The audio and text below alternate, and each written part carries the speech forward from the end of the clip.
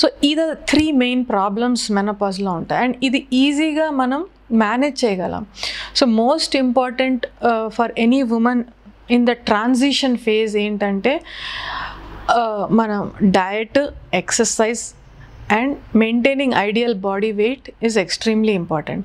ఈ ఏజ్లో కొన్ని వేరే డిసీజెస్ కూడా రావచ్చు. For example diabetes, hypertension, cholesterol. ఈ diseases not related to menopause, కానీ అదే ఏజ్లో కోయిన్సైడ్ అవుతాయి కాబట్టి ఈ age and also cancer screening. ఈ ఏజ్లో కొన్ని క్యాన్సర్స్ వచ్చే ఏజ్ కూడా, ఇది కూడా మెనోపాజ్కి రిలేటెడ్ కాదు. కానీ మీరు బ్రెస్ట్ క్యాన్సర్ కానీ, ఓవేరియన్ క్యాన్సర్ కానీ, సర్వైకల్ క్యాన్సర్ కానీ ఇవి చూస్తే ఈ 50స్లోనే ఆ రిస్క్ స్టార్ట్ అవుతుంది.